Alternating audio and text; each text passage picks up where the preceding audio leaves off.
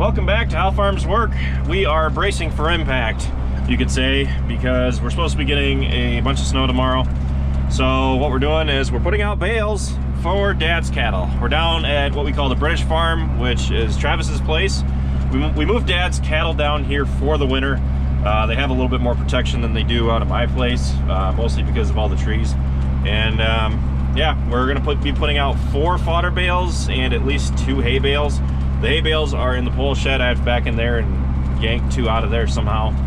And then, yeah, all the fodder bales are just stacked outside. So we're taking the bales up to where we normally stack them, which is right up on top of the hill here. And usually we just kind of dump the bales and let the cows have at them.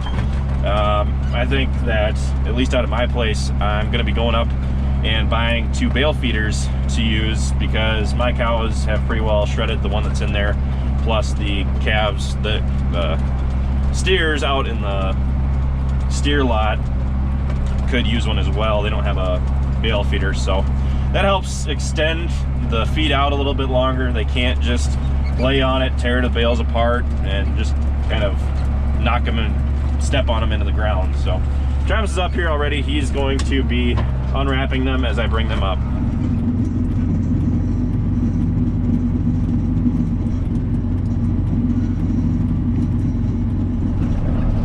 Cows know it's time to be fed.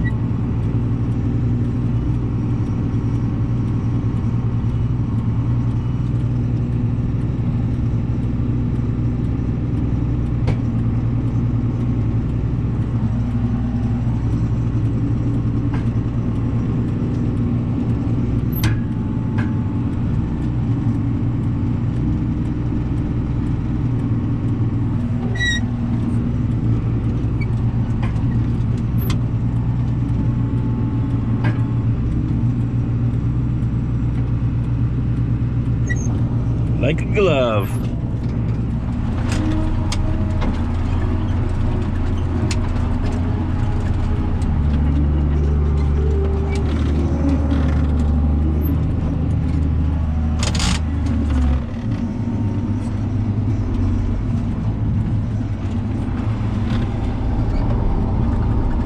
You'll notice she was just licking the truck there. The reason being is because there's salt on the truck. So the cattle know that, and they tend to go after them when you bring the vehicles in from the road. Now, throwing salt blocks out for them might help that, but that's just kind of one sign that you can watch out for if you need to give your cattle any salt blocks or anything.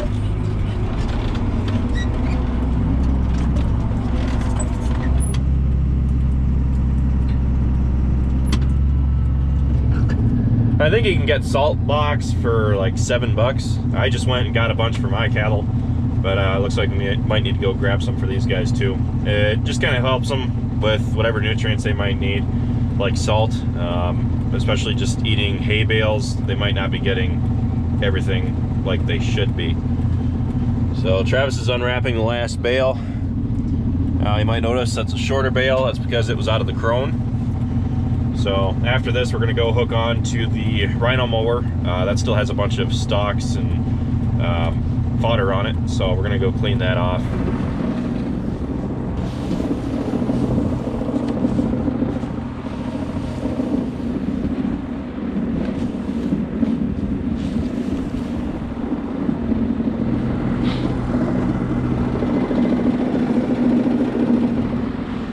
Well, now that the cows are all fed, Travis is cleaning up his mess that he made of the rhino mower. But yeah, we've been doing some work on Big Red. She just needed some work because there's minor air leaks that need to be fixed, and basically she's going to be an overwinter project. We're going to be working on her probably all throughout winter. So one of the things that we fixed so far were the stabilizer rods in the back, and I'll show you them here. Now, if you look closely, you might notice this brand new looking rod in here.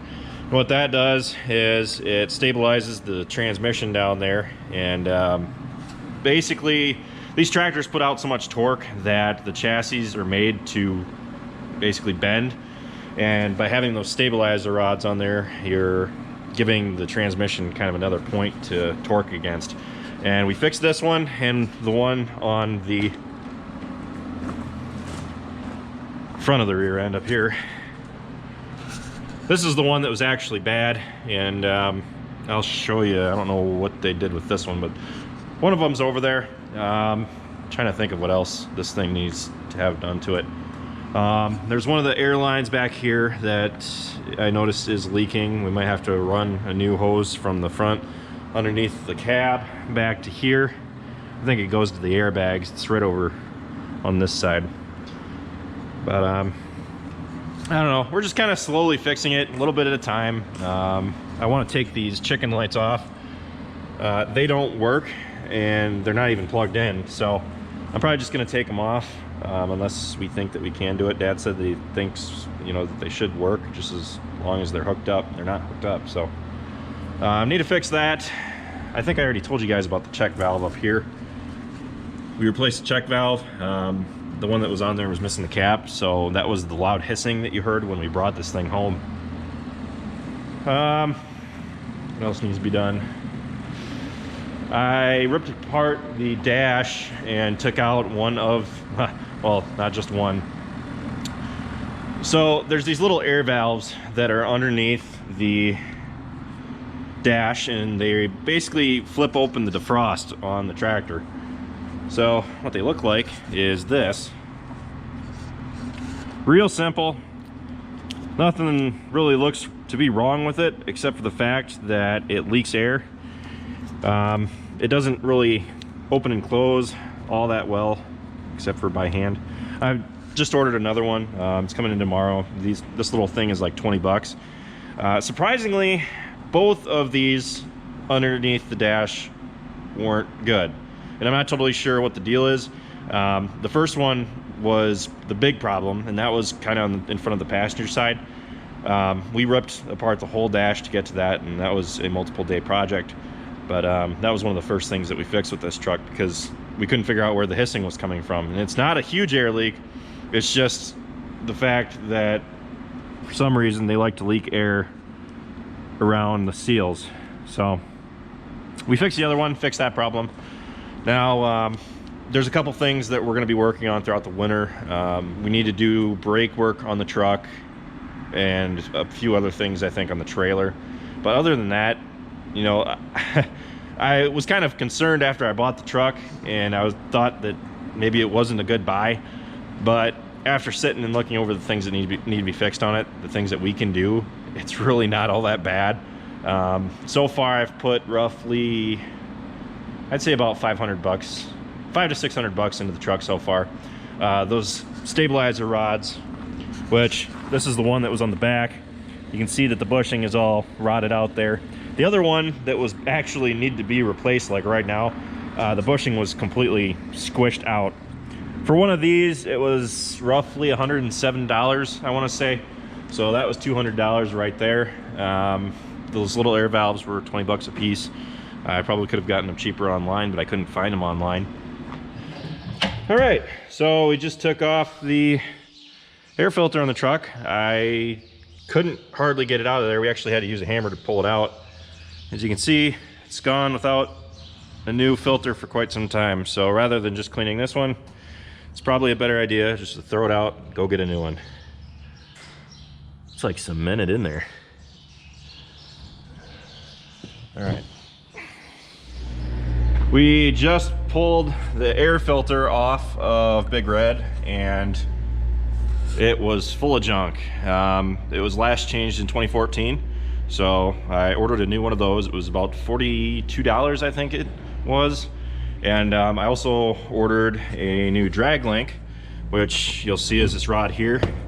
Now you can't really see it moving because, well, there's pressure on it right now, but there's some twisting that is in it, so we're gonna change that out.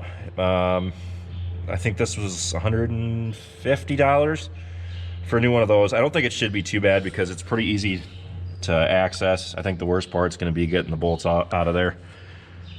But that's what we're working on right now. When the time comes, we're gonna take off the wheel on the far side, but these parts should be in the morning, so whenever we get the chance, we can take the drag link off.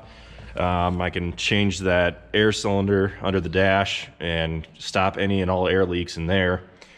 And yeah, it's just one more thing that we can get done with Big Red. This kind of feels like Storage Wars. It's another box. The reflectors. Oh, okay. Triangles. Huh. We were worried they weren't in there. Okay. Something you put in there? That's one for. Nope. That's fuel filter. Huh. Gift that keeps on giving. We didn't get any snow, at least not yet, like they were predicting. So that should be about it for this video. Big Red's just kind of a work in progress. Like I said repeatedly, probably gonna keep doing videos on it throughout the winter. But I think videos for me are probably gonna slow down a little bit. I got some other videos that I'm going to be working on over the winter. And I still plan on posting what we're doing every now and then. Probably just almost as often as I am now. I might scale back a little bit on how often I'm posting videos. I might post twice a week. I don't really know. I'm not gonna post videos just to post videos. So I'll keep you guys updated on what's going on with Big Red. Once I get that drag link in there, I'll probably make a video out of that. But yeah, we'll just have to wait and see. So with that, I'll let you all go. Thank you for watching this video, guys. Be sure to leave a comment down in the comment section telling me what you thought of this video. And with that, I'm gonna go off and help them feed the cows. Rocket! Hey, buddy.